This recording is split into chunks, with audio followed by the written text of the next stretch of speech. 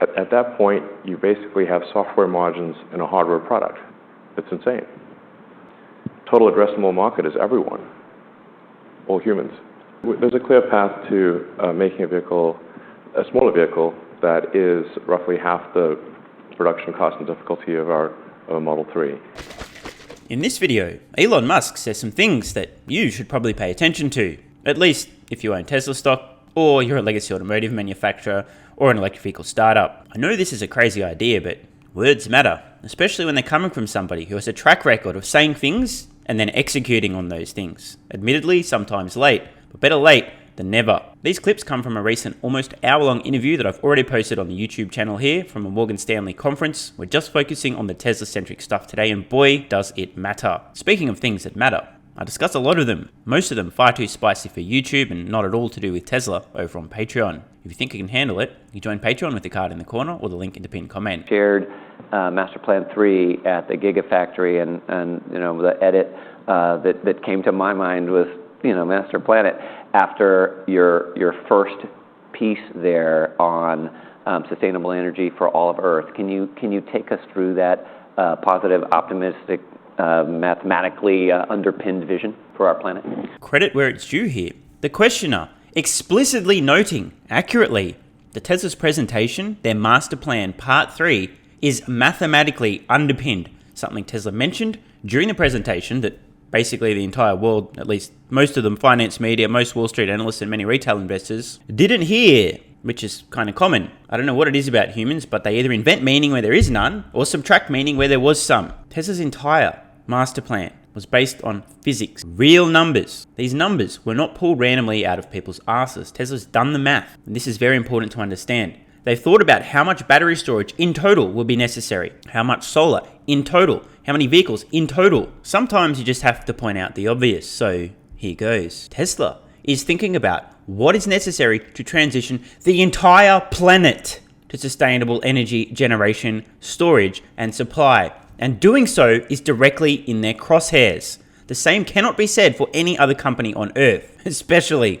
legacy automotive manufacturers. Despite what they claim, despite what they're telling their dumb investors, they're not even thinking this big. Correction, they're not even thinking, period. Unlike, say, for example, the plans you might hear from a extremely competent legacy automotive company led by the world's greatest automotive CEO of all time, Mary B.S. Barra, who led in matters, Tesla gets a bunch of engineers in a room. Big-brained engineers. Let's go down to the atoms and work our way up from there. What's necessary? Meanwhile, GM gets in a room with a bunch of MBAs and marketing experts, and instead of doing the math and the calculations, instead goes, hey guys, we're going to have 42,000 different electric vehicle models by tomorrow, which means we'll definitely overtake Tesla by 2025. Someone in the room says, but hey Mary, our 2025 target for EVs produced is actually less than Tesla's producing in 2023. And Mary says, yeah, but our investors are dumb. Our customers are dumb. They're not going to do the math. They're not going to think about that. We can tell them whatever we want. We need more computer renderings, more plans, more supposed models and variations on our amazing Ultium platform, and less thinking and calculations.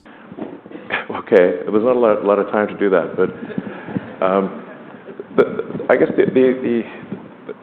the overall message is that we can absolutely make Earth, turn Earth into a sustainable energy economy, fully sustainable, using lithium-ion batteries, solar, wind, as well as geothermal, nuclear, and other things, but primarily it'll be solar and wind, and lithium-ion batteries. And our calculation is you need roughly 240 terawatt-hours of lithium-ion batteries. Most of those will be iron phosphate lithium, of the iron phosphate variety, in other words, with a primarily iron cathode, which is a plentiful material. In fact, Earth is the number one element on Earth is actually iron, a little factoid. I think Earth by mass is about 32% iron and about 30% oxygen, and then everything else is miscellaneous. So we're like a muddy rust ball. So plenty of iron. Basically, the materials needed to make 240 terawatt hours of batteries are actually plentiful on Earth. We don't need to mow down the Amazon or anything like that. We don't need to basically do anything terrible to the environment to create 240 terawatt hours of batteries. In fact, there will be less mining required in a sustainable energy economy than is currently required. Really, this is a message of hope and optimism grounded in physical reality. It is not wishful thinking. Once again, words matter. Now, I'm going to say something very controversial. There's two types of people. People who understand physics and people who don't. I personally believe that people who understand physics, here's somebody who also understands physics. You know what Elon was studying at university before he left?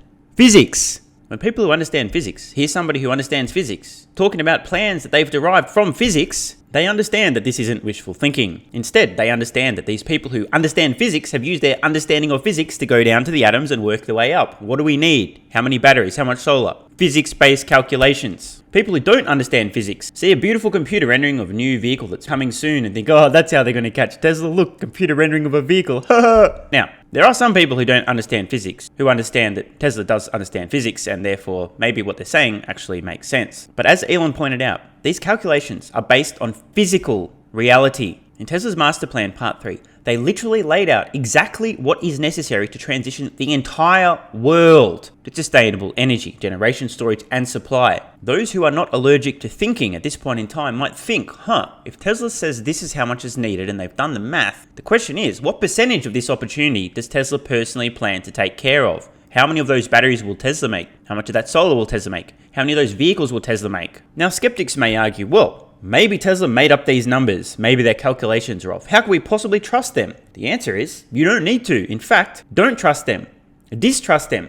Try to disprove what they've said. Do your own physics-based calculations and see what you come up with. This may require some thinking, and that may be painful depending on how often you do actually engage your brain, but it's probably necessary. If giving yourself a grounding in physics is a little bit too much of a stretch, I understand that. How else might you verify these claims? Well, you can't.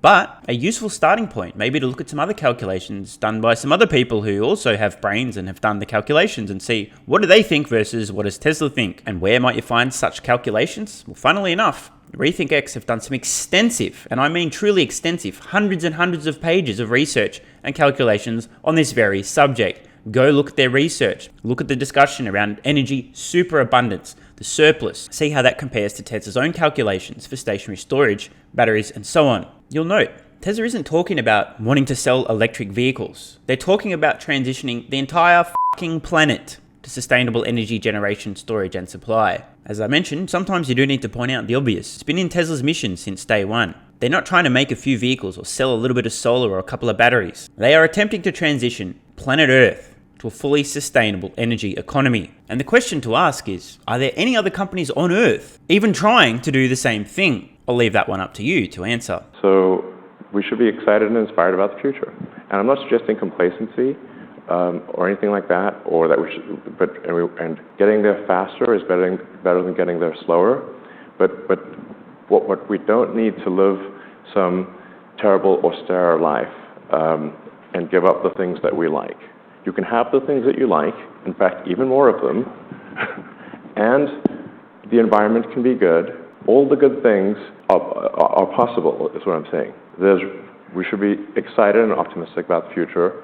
We need to go build it. It's a lot of work, but you should not feel sad about the future regarding sustainable energy.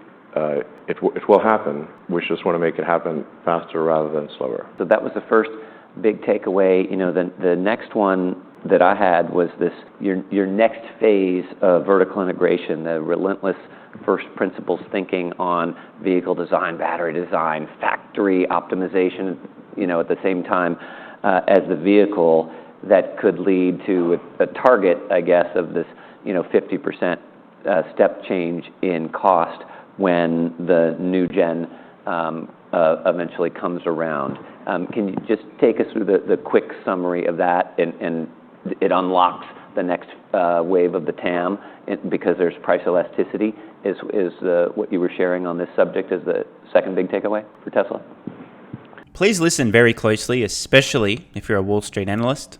Yeah, I mean, there's a clear path to making a smaller vehicle that is roughly half the production cost and difficulty of our Model 3. Were you listening? Elon Musk said there's a clear path to a half-price compelling electric vehicle. Now, why would Elon describe there being a clear path? Spoiler alert, it's that dirty word again, physics. I'm still rather disturbed, stunned, embarrassed, and many other things all at the same time regarding the reaction to many, especially on Wall Street, regarding Tesla's Investor Day 2023 presentation. The reason Elon is describing a clear path is because Tesla has done the fucking numbers. These numbers were not pulled out of their ass. They are physics-based calculations. They talked about the efficiency, the improvements in the manufacturing footprint, the density of operators putting things together, massive improvements, reduction in time, reduction in the distance things need to move from point A to point B, removal of redundant or unnecessary processes in manufacturing. Once again, words matter. If Elon had said, well, there's an unclear path, we think maybe we can... He didn't say that. There is a clear path. They have figured it out. And stick around, folks, because the bombshell of all bombshells is in just a moment. That vehicle will be really used almost entirely in autonomous mode. The thing that is really gigantic for Tesla is autonomy. And if people have used the Tesla full self-driving and have seen how rapidly the full self-driving capability has been evolving, it should be obvious that that is by far the most profound thing. The dude's right, and I also want to point out that the majority of investors out there really aren't giving Tesla a lot of credit for autonomy yet, and I understand that, but this is a grave mistake. There isn't a single other company making any meaningful progress in terms of a generalized autonomous solution. It's very different from the likes of Cruise and Waymo, who are operating robo-taxis on rails, e.g., you must first pre-map the entire area in HD, cover your vehicle in a suite of extremely expensive sensors, including LiDAR, so you can bounce a signal off objects and make sure that there's no discrepancies between the actual environment and your pre-mapped HD hand-holding guardrail. These vehicles may be great and effective in a very small geo-fenced local area, but they're dumb. This is a party trick. It's an autonomous vehicle on rails. Tesla is developing a generalized solution. You can pick up one of their Teslas and drop them anywhere on Earth and it will figure shit out. It doesn't need to be spoon-fed, doesn't need pre-mapping, and doesn't need LiDAR. This is very important to understand. Many of these autonomous vehicle startups are giving the false impression of being further ahead than Tesla because they've deployed robo-taxis in very small geographies, but these are not scalable solutions. Tesla has an unassailable data lead. They've already won the race to solve generalized autonomy. The market doesn't seem to understand this yet. I don't know when the solution is done. I don't know when the first robo-taxi fair takes place. I'm still sticking with my years-old estimate. The first robo-taxi fair in a Tesla vehicle happens somewhere on Earth in late 2024. Now, I could be wrong around the timing. I probably will.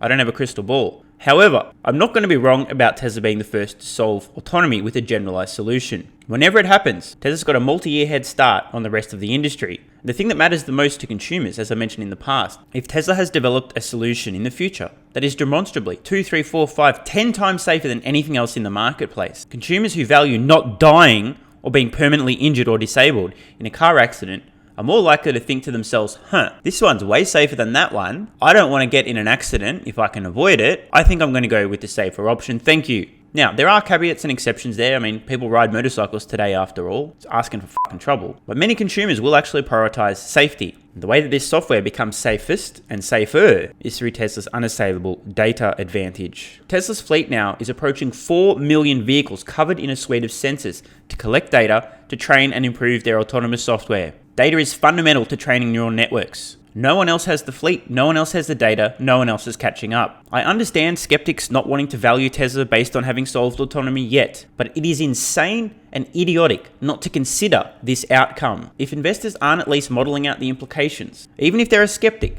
if they're not taking the time to model out the implications of Tesla successfully solving autonomy before anyone else, they are missing a multi-trillion-dollar trick. This is why my Tesla price targets seem so absurd today. A large amount of the valuation is based on autonomy. I personally believe that at some point it will become obvious to just about everybody that Tesla's won the race for generalized autonomy. But between now and then, I'm still buying Tesla stock hand over fist and very thankful for the current discount. There's the sort of total addressable market stuff.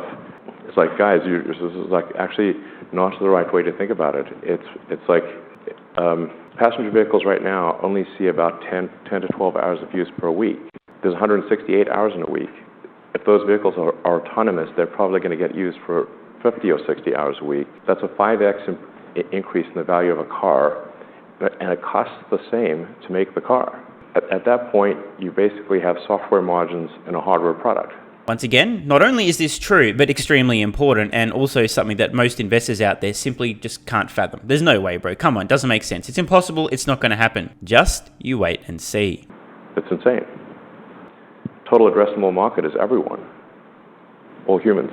So that's the part where you really want to make sure that you are listening. It's insane.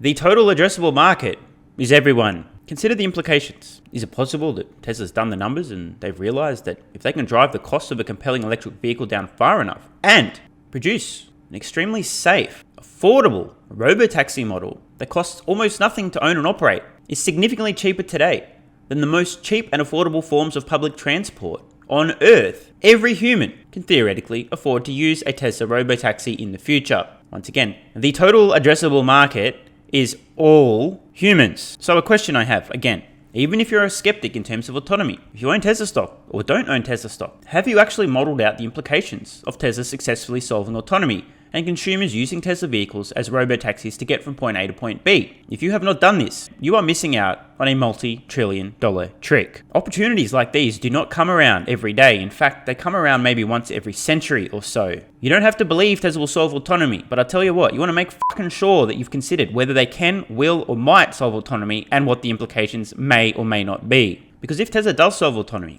if their lead is truly unassailable and they can scale robotaxis, when this fact becomes obvious to everyone in the stock market, you better hope you're done buying Tesla stock before this moment. Elon's doing his utmost to warn everybody, to signal to investors, to the marketplace. These are our plans. These are our physics-based calculations. This is the opportunity we're going after.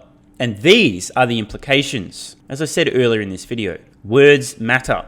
Listen to them. This doesn't mean you trust Tesla or Elon blindly on faith. You've got to at least listen to what they're saying they intend on doing. Then the onus is on you to try and disprove or prove what they've said. Elon's been warning investors for years, and I suspect in the future, there'll be a point where Tesla's valuation is in the multiple trillion-dollar range. Somebody's going to ask Elon in an interview, Elon, did you ever expect Tesla will be worth multiple trillions of dollars? And Elon's going to go, yeah, actually, you remember I was talking about robotaxis and the total addressable market being every human on Earth, and we're talking about transitioning the entire planet to sustainable energy? That was me dropping the hint repeatedly, and some of you guys listened and most of you didn't. I did my best. You can't say I didn't try to warn you. And speaking of doing one's best to warn people about an opportunity, since the beginning of this year, I've been doing my utmost to warn everybody watching this channel. If they want to feel and perform their best, boost energy, boost immunity, improve their mood, their ability to recover, improve digestion, Athletic Greens AG1 is an absolute no-brainer. I've personally been taking Athletic Greens AG1 now for almost 2 years, once a day, every day in the morning, and I've never felt better. There's a reason filling in nutritional gaps with 75 high-quality vitamins, minerals, and whole food source nutrients can help you feel and perform your best. Yet still,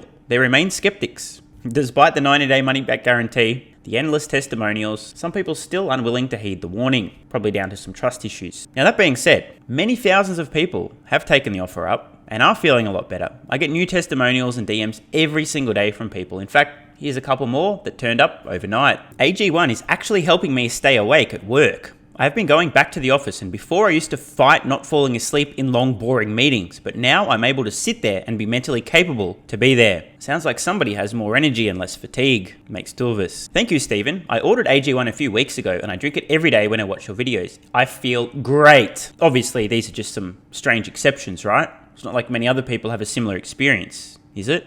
Here's a few more. AG1 improved my motivation, helps with fatigue, and makes me feel less dumb. Been taking AG1 daily and realized I fall asleep better and faster, feel more focused, and have better digestion. Thanks, Stephen. You're welcome. So much as Elon continues to bang the drum on autonomy and the opportunities Tesla's going after, and many strangely seem to ignore his warnings, I too continue to bang the drum on AG1. I swear by it. I mean, testimonial after testimonial. I don't know how much more proof you guys and girls need, but I know there are some major skeptics out in the audience. Maybe today's the day you finally get out of your way and give Athletic Greens AG1 a try. Head to athleticgreens.com/SMR or click the link in the pinned comment. Take AG1 up on the offer of 1 year free supply of vitamin D3 and K2. You've got 90 days. See how you feel. If you're not noticing any improvement, that's what the 90-day money-back guarantee is for. And if you are noticing any improvement, spoiler alert, you probably will, let me know how much better you're feeling in the comments. If miraculously you don't feel any better, no harm done. There's a 90-day money-back guarantee. So head to athleticgreens.com/SMR or use the link in the pinned comment. Or you could ignore my warnings. It's no skin off my nose. I'm just trying to help. The ball's in your court. At this point, typically I may make an inappropriate joke about balls being in something, but I'm not going to go there. Oh, and a heads up, stay tuned for some very juicy, not safe for YouTube content dropping on Patreon very soon. If you're not a member on Patreon, you can join with the card in the corner or the link in the pinned comment, and I'll see you over there. Love ya.